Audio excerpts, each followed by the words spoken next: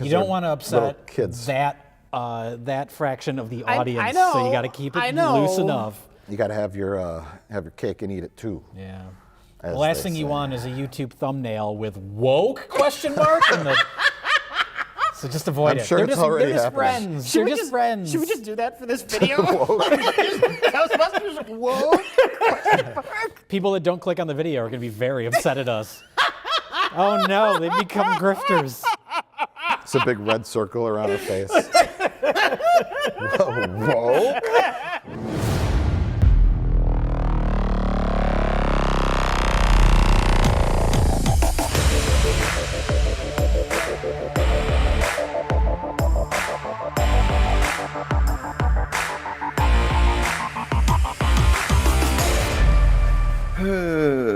Oh yeah, so this, these guys. Okay, so the original thing that we talked about doing was we're just gonna watch this EFAP video highlight that's like an hour and something long, where they watched a Red Letter Media video, right?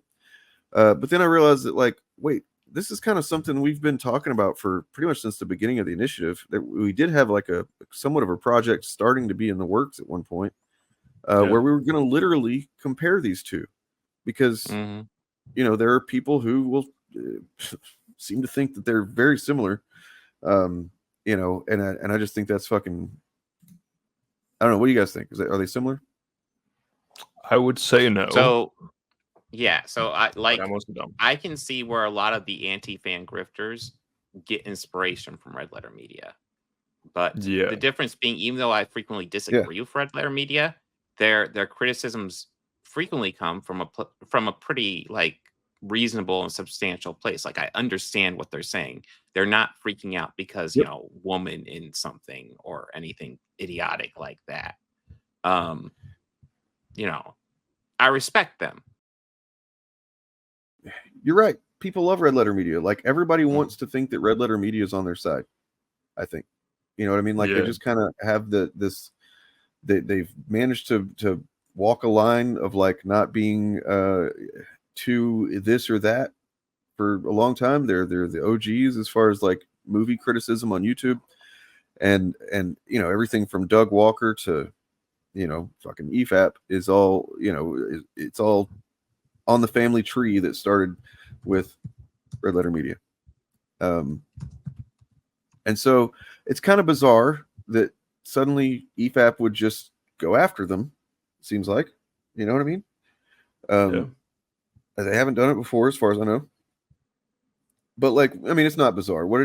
As you can see, the thumbnail, I'm now considering them the attack dogs of anti-fan grift.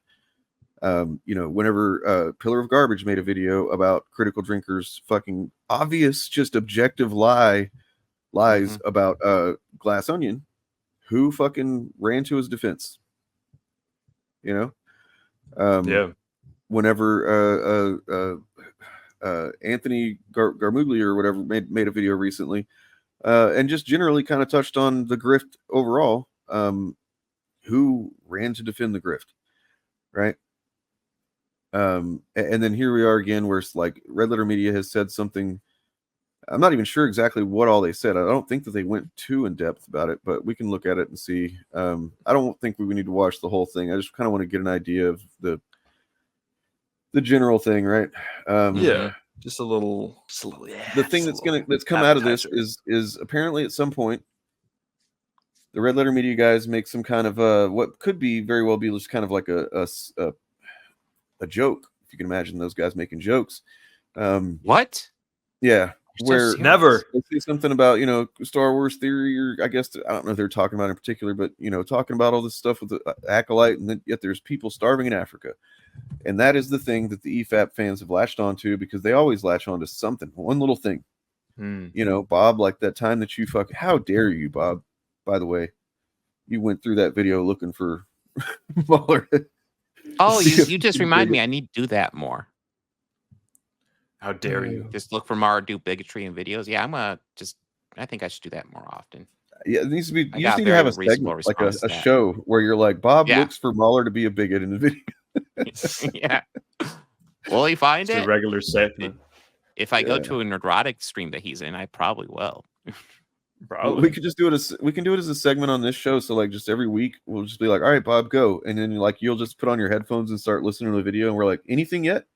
Anything? Is there anything yet, Bob? Hey, I got something. And also for your research, remember that if someone is simply just reacting or laughing at bigotry, then that's still bigotry, you know? Yes. Well, I mean, there's something to be said to like if you're around that and then you don't say anything, okay, that's one thing. But then if you're around that and then go back and stream with those guys regularly, that says a lot. Yeah. Like, that's the thing. Even if you go onto a stream, right, and then I don't know, Erotic or Rag says something that's kind of bigoted, and then he's like, "Aha, yeah," and then he keeps doing streams with them. That's on him, man. All right, so here we go. This video is called "Red Letter Media has lost the plot." But to the main event, we got some Red Letter Media opinions to check out. Oh God! Oh, have they been doing the thing again? Yes, they have. Fair warning: some of these will shock you, and I want to go into this saying everyone's always like, "Oh." So this originally in their original video started at 2.5 hours in. So. Oh, you disagreed with them again. It's like, yes, I also really like their channel. Okay, it's all right. Yeah. It'll be fine. I want to explore some of the things they talk about because I have opinions. It's been confirmed in the credits that it is Coyote Mundi. He's probably can live for hundreds of years. He's much older in the Phantom Menace, and then he gets killed. He's like a Spock. He gets killed in Revenge of the Sith during the Order 66. And so they're like, Coyote Mundi's like, the Sith have been extinct for millennia, you know, in the Phantom Menace. When Qui-Gon's like, I think it was a Sith Lord that attacked me in the desert. And, oh, they've been extinct. Well, no, they haven't. They're talking about it in this room. They're not talking about a Sith Lord. They're talking about some kind of non-authorized Force user. And it might turn out. This didn't age well. Sorry, it didn't age well, but you didn't even need him to explicitly label himself as a Sith in Episode 5. No. You don't even why are need we that. like? Why are we trying to like carry all this? You know, for that? Like it's just clearly. Okay, yeah, no, this drives me nuts. Like, are they just gonna ignore the fact that when Coyote Mundi said that in the prequels, he was fucking wrong? Yeah, he was wrong quite a bit. Your mother. Like, there were Sith in the prequels. The whole point of that line was that the Jedi are disconnected. The point wasn't that there were no Sith. I also hate this argument that he's like making right now, being like the whole. Come on, guys! It's the Acolyte. Like, why are we even pretending? The question isn't that, man. The question is, why are you being so fucking resistant to giving it any kind of like leeway to be, like that's really the question. They're starting from the position of, oh, why are you being so willing to give this any credit to this show? And it's like, what are you talking about, man? Why are you being not willing? Are you a fan or not? Well, I mean, it's not even giving credit to the show. Like, the Coyote Mundi's line is disproven in the prequels. It has nothing even to do with the Acolyte. Like, the Sith exist. And it's so weird for him to sit here and be like, oh yeah, you two people who talk about movies and TV shows for a living, why are you even giving this the time of day? Just say it's garbage and horrible and it's ruining Disney because that's what it is, right? Just move on. What the fuck? It's so entitled. Like, well, it's stretching in the jumps. Like, why this? It's rich that Mike will get that tedious about Star Trek and then go, look at the Star Wars guys. It's like, Gary, bro. We'll get there. Because as an avid, I imagine Rags, you're the same avid enjoyer of their Trek breakdowns. Even when I haven't seen the shows they're talking about, they went through all of Picard season 1 and 2 and 3, right? I believe. Yep. Season 1 and 2. So that's interesting. So even these guys won't actually engage with media lots of times. They'll just watch the reviews like they pretty much teach their fans to. That's interesting. Yeah. No wonder they're so fucking dumb. I oftentimes stay away from content discussing a new show that's coming out if I haven't watched it. Oh, especially if I'm going to discuss it on the podcast, I avoid reviews avidly. I don't even like looking at Rotten Tomatoes. Yeah. Did they do 3? I thought they did 3 as well. Yeah. Did they do 3? Yeah, they did. Okay. Yeah, they liked it. Mm-hmm. Keep that in mind. Out to be not a Sith. Who I don't know, but that, like, keep that in mind. As if some like, oh yeah, they liked season 3. Keep that in mind. Yeah, they're gonna. That's foreshadowing to how they're gonna like the Acolyte. It's just sure. It's weird. But then there's controversy over his birth year, and Wikipedia, the Star Wars Internet database, changed his birth year in the canon to reflect the show. The show, and then people are like, well, his birth year was established in the books, not the Phantom Menace, and the books are not technically canon. Right. And I was like, oh. I mean, there's people starving around the world. Yes, there is. And here you are talking about the Acolyte. Okay. So this is a really awkward place to be. You should never, as people. Because I have a window open, I'm looking for something, so I couldn't pause it. But like, the fact that these fucking dipshits, like literally fucking Rich laughed. Mm-hmm. You know what I mean? Like clearly, it's a bit of a joke. Like, yes, there is some truth to the fact that like you're making a big deal out of this for no fucking reason, but using that specifically as the thing is like, you should be, but then you literally look at the comments under this video on EFAP highlights or whatever the channel is. Literally, like everyone for at least the first 50 or so is something about Africa and poverty, and like just it was a joke done by Mike Stokasta, and all he is pointing out is that there are real fucking problems in the world. Who gives a fuck about Kai-Adi Mundi's birthday? It was never set up in canon. Never set up, so they can change it. Even if there's not real problems in the world, like it's still a fucking silly thing to get upset about. You're just to that extent, Yeah. Like that's the problem with it. It's not that you can't make a video being like, oh, so Acolyte came out, and it's kind of going a little bit against canon, But okay, oh well, but let's look at it, Let's videos like that, but it's using this kind of look how shit and garbage Acolyte is. They ruined the lore. They don't care about the fans, and if you like this show, then you're just a Disney show. That's taking it too far. If you just want to talk about how it's different from the novelization, cool, right? There's a lot of topics within the Star Wars fandom. But like the joke that they're making is that like you're making it such a fucking big deal, and you're being gatekeepy. You're excluding other fans through this stuff. You're just not being. You're taking it way too seriously, basically.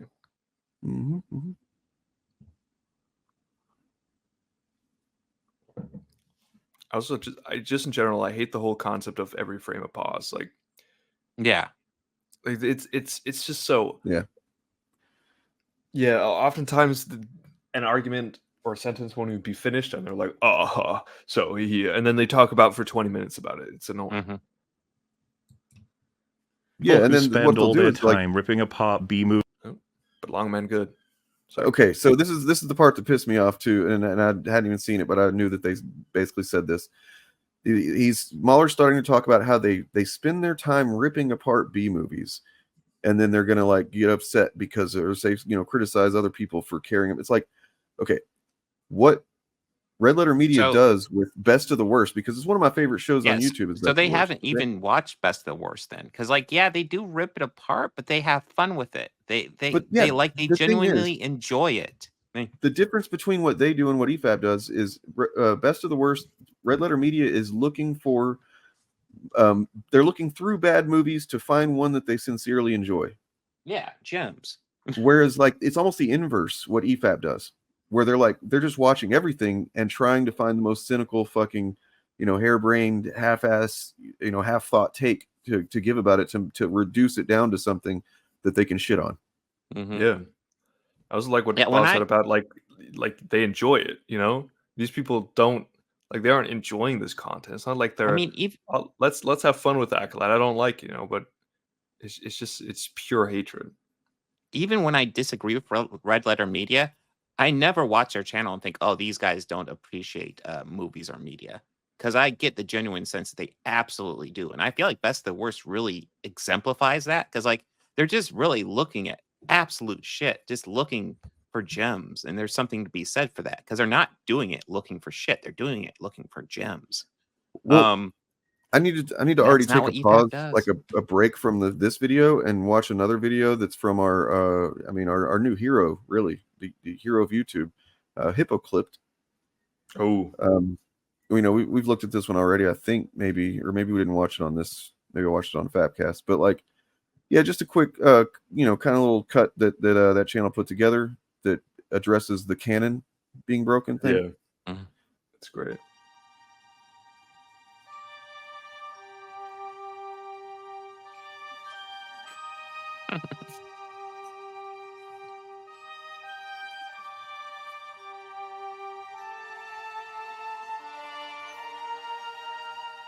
And these blast points, too accurate for sand people. Only Imperial stormtroopers are so precise.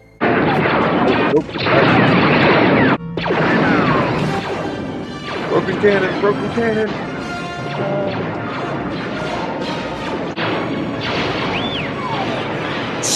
Only Imperial stormtroopers are so precise. Star Wars fans go ballistic over the Acolyte's canon-breaking cameo. Canon-breaking. When I first knew you, your father was already a great pilot. Anakin Skywalker? Obi-Wan Kenobi. Well, to be fair, he was kind of a pilot. The pod racer. So yeah. A young Jedi named Darth Vader helped the Empire hunt down and destroy the Jedi Knights. He betrayed and murdered your father. Technically, Darth Vader, you could say, killed the part of him that was Anakin Skywalker. Your real mother? Yeah, this one is yeah, this is not really forgivable. Yeah, you can't do any. Actually, I remember all these very specific details about my mom and how depressed she was. You don't remember shit. It was very beautiful, kind, but sad. And let's just real quick, just because even the other things where, like, yeah, you can do the whole. Well, technically, you could say that he, the Darth Vader part of Anakin killed Anakin, whatever, right? It's still you still need to be charitable towards the media. You still need to give it that much. Something they are not willing to do. Do not do. They will not extend any. Like, in my opinion. And this is something that I'm sure guys like them would say is like being a shill or being, too lenient or whatever the fuck. But like, I think that it is a two-way thing. You do have to give to a movie or a show or whatever. Like it's not a bad thing that you might have to put a little bit of effort into, making, you know what I mean? Making things make sense, or at least making them shutting down any kind of like, I guess, seeming discrepancies that pop up when you're watching something. I don't mind doing a couple of seconds of, fucking thought to go, oh, okay, yeah, I can see that. You know what I mean? Yeah. And like, it's you have to want to, though. You have to be a fan and not, the other thing.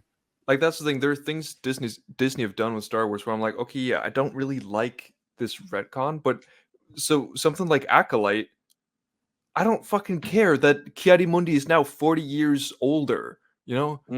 Okay, cool. I don't care.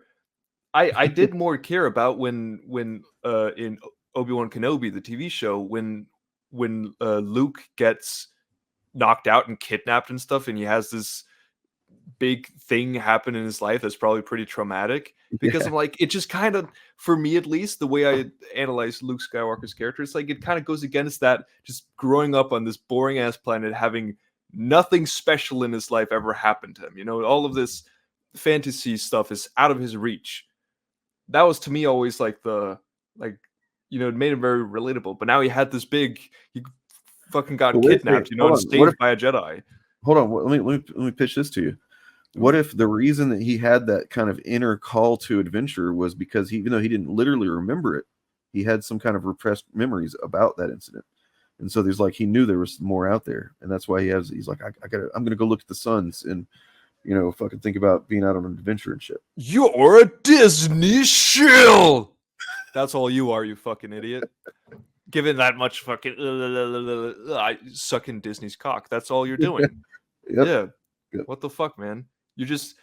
They break the canon, and then you're just like, no, it's fine. You don't even care about Star Wars. You're a fake fucking fan. It's true. Listen, I was talking to Star Wars Theory, and he told me how Ki-Adi-Mundi was definitely only 70 years old when the prequels came out because there is a Topps trading card from the prequels. Well, which is I mean, that actually supersedes any kind of live action media as far as canon goes. Absolutely. Yeah. George Lucas famously said, I reserve the right to go back on some of the things I've said, except for if it's on a Topps card. Well, that's why they're called Topps. You know, exactly. It tops anything. It tops the canon. We are not the hawk to a girl. All right, I mean, we are. We need to not I think people also takes canon too seriously. Like, do we remember the episode of Turf? You definitely remember this Star Trek: The Original Series, where they just time travel. Episode. They just time travel. They just punch some buttons, time travel. We're going to go back to the 60s, and then we're going to go back. It's easy. But it is also canon that Star Trek is garbage and doesn't matter. So bad take. No, but like this is the thing, come back. Okay. Because like when you're a fan of something, right? Like there's a difference between just saying, okay, yeah, I don't care about the lore, like I don't have any consistency at all. Yeah. And being just like charitable towards something that you're a fan of, Yeah. So what if it goes a little bit against your own something that you thought was very important to the lore, right? Mm-hmm. It's okay. Pretty much when Disney bought it, the movies were canon and Clone Wars was canon, and that was it. And Ki-Adi-Mundi's age was not established in any of those. No. So is it actually Ki-Adi-Mundi? Because I always called him Ki-Adi-Mundi. I always call him Ki-Adi-Mundi. But I always thought it was Kai, but I don't know.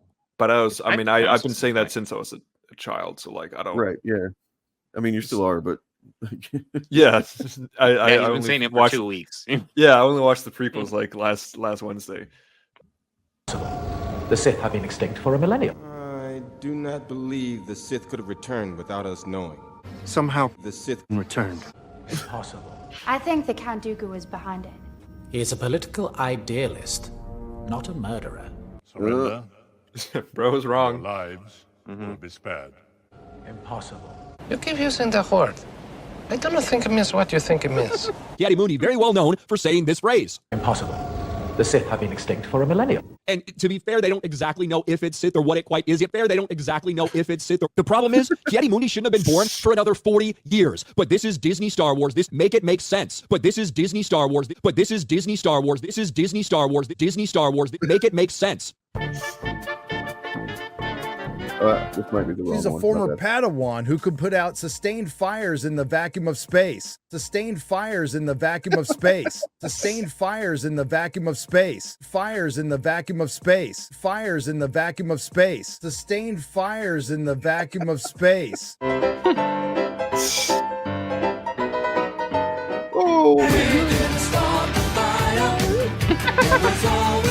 Channel ripping apart the prequels. Telling people they are cringe.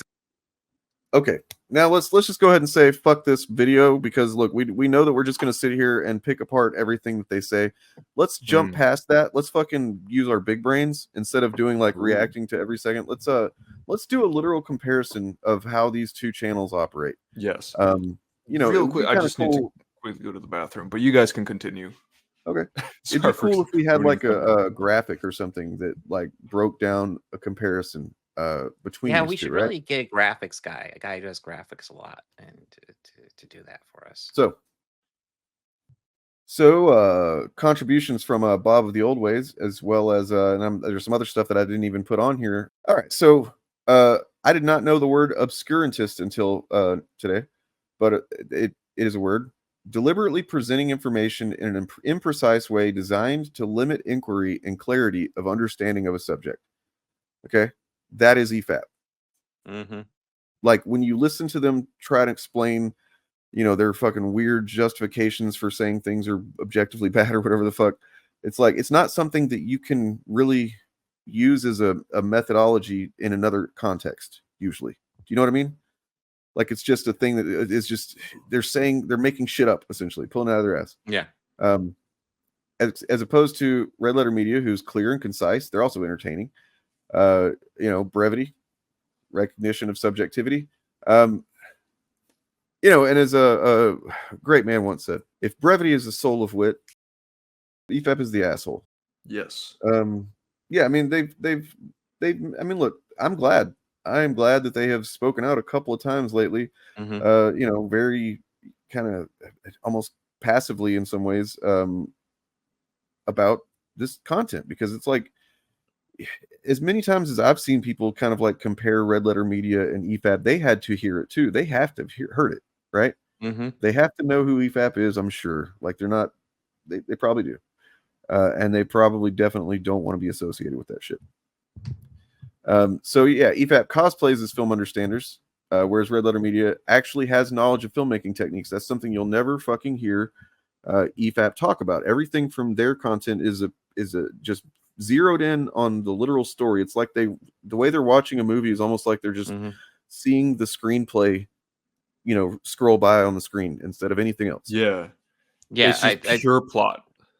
I mean, the best way to describe it is I had one of the guys in my comments talk about the Acolyte episode and talk about how there's never any dialogue to explain how the guy's armor is able to short out lightsabers. It's like, they don't need dialogue because we're watching it happen. It's right there. They're putting us in the position of the Jedi who have never seen it happen either and going, holy shit, he can do this thing. Right. You're like, oh shit, he can do that? I don't know what that is, but it's doing it.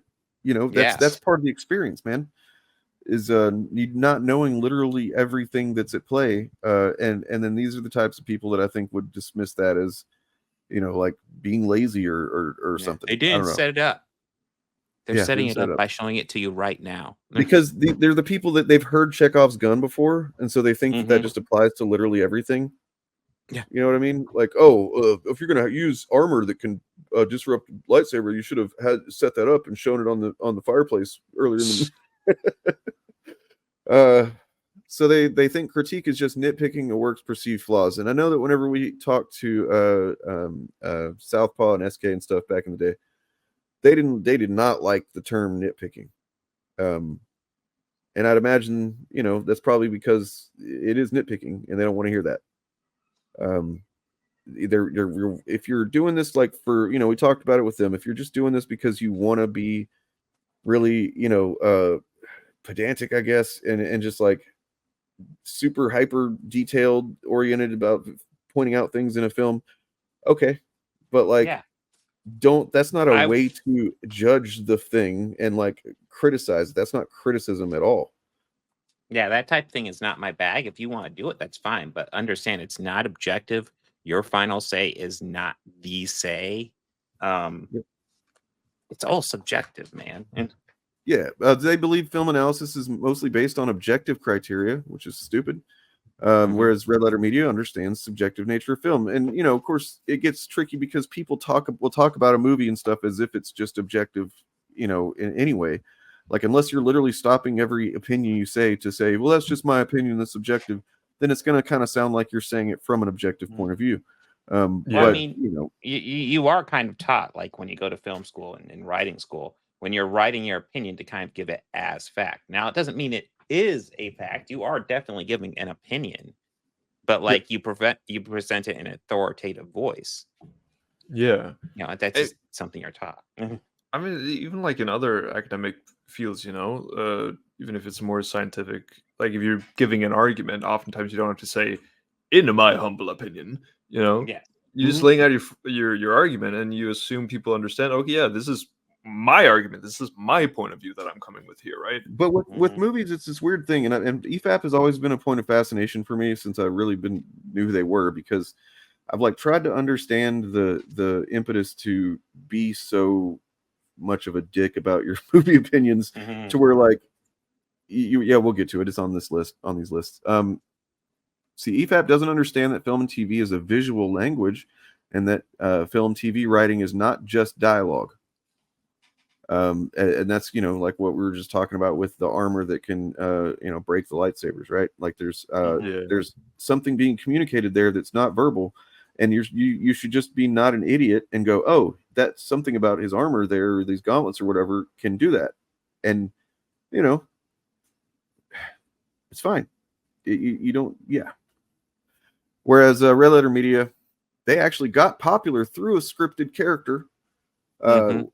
Plinkett, with an arc that interacted with how his film reviews were edited. You don't really see any kind of creativity like that coming from EFAP. No, it's like EFAP is like Plinkett videos take a while to put together. You can tell. EFAP is just like deconstructing creativity almost. Is kind of what they do. They don't fucking. Yeah, it's fucking annoying. I mean, they're pretty much anti-art. Yeah. Let's see. EFAP applies moral judgment to those, and this is one of my entries, these last few. Applies moral judgment to those who enjoy media that they've deemed as not good, and they often harass much smaller creators simply for liking stuff. You know, we've seen that. That's been, I think, been our main problem with them in the past. It's like you can have stupid ways where you consume media all you want to. That's not like, it doesn't bother me. But where it becomes a problem is because you are just gonna be, oh, it's because my way is objective. Anybody who's liking this thing must be fucking R slur and needs to K their S. You know what I mean? Exactly. Like it's just the elitism. Like, yep. You people are beneath me. And then, yeah, of course, Red Letter Media doesn't apply moral judgment because only insecure dipshits do that. Nice. And that's what I think it is, honestly, is it's just insecurity. It's like you're so desperate to not feel like you might be wrong about your experience that you've had with this movie or show or whatever. And it's like, I get it, man. Anybody that loves movies, you can have a very strong personal connection to something, and it can feel like everything. You know what I mean? Like you learn something about yourself or whatever it is, and you just have this strong fucking reaction to a piece of media, and it's like, oh my god, this touched my soul kind of thing, and you don't want anybody to challenge that. And this is like, and then if you just become a cynical asshole, however, and then you're literally rejecting things just outright because it's from Disney, Star Wars, or whatever, and then you see other people that are liking the thing, then that's kind of like, oh, that challenges the fact that I think this is fucking terrible, and my opinion is so fucking important. It's an insecurity. It's got to be what it is. What do you guys think? For sure, just not allowing anyone else to, enjoy or like things that you don't like. It has to be an insecurity. It's like, oh, absolutely. I'm correct. Actually, I'm objective. Well, I mean, yeah, obviously, you talked about before. I think that, like, I still feel sometimes that impulse when somebody's like, "Oh, I didn't think." I don't know, like, whenever we had our debate that I won about which was the best superhero movie, right? And we agreed that it was Into the Spider-Verse. Yeah, it was Spider-Man 2. Yeah. Yeah, I won, and like every time you guys would kind of take a dig at my movie, you were fighting for Spider-Man 2 because that was the definite winner. Every time he you guys was swing at my movie, Avengers Endgame, I legit did feel like, oh, they really think that? Like, you know what I mean? Like, what the hell? Like, oh no, that's you got to keep that shit in check. It takes, exactly.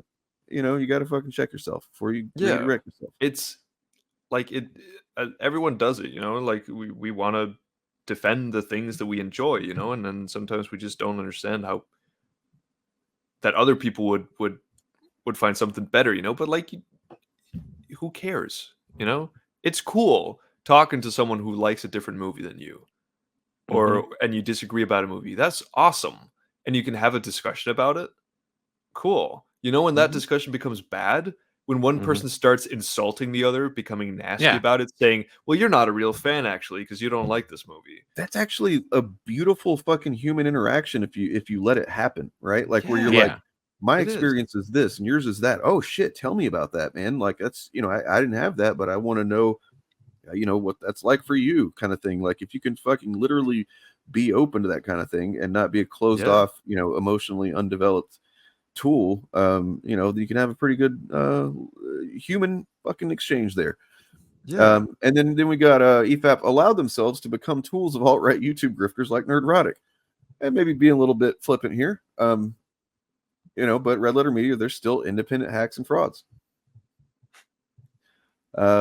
And then who was it? Somebody, I think it might have been Bob of the Old Ways. Did you say this? That you basically, it looks like their channel would go away. They would just lose a lot of influence if they just never covered Star Wars, because a lot of their fucking views come from Star Wars shit. EFAP. Yeah. Whereas, I'm pretty sure Red Letter Media is not in that situation. They've got a pretty, broad range of stuff that they do. 11 days ago, Red Letter Media did a video on the Popeye movie. The Robin Williams one. I watched it. I mean, not one of their biggest views, but like 500,000. They're fine. Yeah, that's the thing. People like them for their opinions on movies and TV shows and stuff. People like EFAP because they're petty. I like the Red Letter Media guys, even though I do disagree with, especially Mike pisses me off sometimes. But at the same time, he pisses me off in the same way that I've had friends that piss me off. Like where like people that I'm like talking about stuff, we talk about movies or whatever it is, and this one friend, I love the guy, but man, he can be a real jerk about his opinions sometimes. You know what I mean? And it's like I didn't ever fucking just hate that friend or anything. I just kind of like, oh man, you piss me off sometimes. And so it's like hanging out with friends whenever I fucking listen or watch one of their videos in a way. And that is not the vibe that I get listening to EFAP for as long as I can stand it. This could be much longer. Oh, but also the final, obviously the objective metric, Rags versus Rich. Come on, come the fuck on.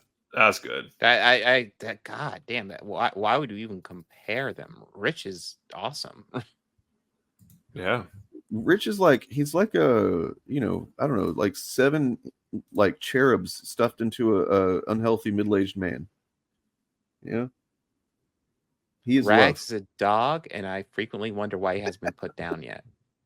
I mean, if we're talking about the human mascots of these two YouTube channels, then there's one's objectively better than the other.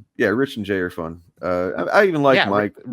Mike he has a lot of good stuff about him, but and Rich. I mean, how can you dislike Rich? He has that fucking laugh. That laugh is like kind of hilarious. It's kind of terrible, but it's kind of it's fucking atrocious, but it's also beautiful in a way. Yeah. And then the way he goes, AIDS. Yeah. And then another thing is they have grown up. If you watch some of their older stuff, they had some cringy kind of humor. They did some, they've been a little edgy at points and stuff like that. They've just also matured as individuals and content creators, right? Yeah, which you hope people do who've been on there for a long time, and have matured. I mean, I would get a room with, well, maybe not Mike, but with Rich for sure. I'd get a room and be like, how do I make you laugh nonstop, Rich? Because I just want to hear you laugh. It's not a good start to making someone laugh, being like, how do I make you laugh? Your mother. I kind of mentioned it there with the nerdrotic thing, like the associations. Oh, guilt by association. No, nobody's saying you're guilty of anything, man. So before they if anybody they watch this and they want to use that thought terminating cliche, I'm not saying they're guilty of anything. I don't think you guys are saying they're guilty of anything, because we're not like putting them on trial or whatever. It says something about your character and your sense of responsible platforming at the very least. But I mean, honestly, it seems like they just knowingly do what they're doing and with the people that they're doing it with, because they probably have definitely Rags, but I would say Mahler at this point too just agrees with them. I mean, Red Letter Media has had questionable dealings as well. They had an episode of Best of the Worst with Max Landis. Yeah, Max. That was the first thing I ever watched by them, and it sucks that it's not around anymore. Yeah. No, they took it down because Max Landis is a piece of shit. Because it's a responsible thing to do. Yeah. I mean, look, one of these channels can get Macaulay Culkin on a regular basis. True. Patton Oswalt. The others can't. And then let's talk about the ultimate problem with there's the objective analysis thing. That's part of their one pillar of the problems that they have. The other one being that they think that they're actually having an effect on movies and stuff with their criticism, their quote unquote criticism. And then that's something that we saw, I've seen coming out of drinkers community lately too. There's a post I saw the other day that was like about, I could pull it up, I have it screenshotted, but like in the drinker subreddit, there was somebody posted about Inside Out 2 or whatever, and how successful it was. And they're like, oh, look, they act like we won't let a movie starring or, you know, for women or whatever be successful. But what about this? That goes against the narrative. It's like, wait a second. Did you just say that you let this movie be successful? You know what I mean? It's like, you had power over it.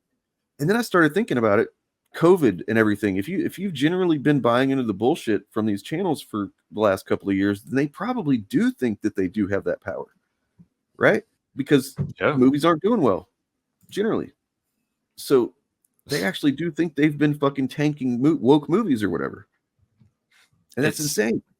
That's so funny. Just the idea that some people think they have that much power, that they are the shit. It's kind of like watching Kiedi Mundi, you know, watching him being like, "Ah, yes, I am correct. The Jedi have been gone for millennia," and you're like, "Aha, you're kind of looking stupid. You're kind of a smug asshole, Kiedi Mundi." And all that's the same thing.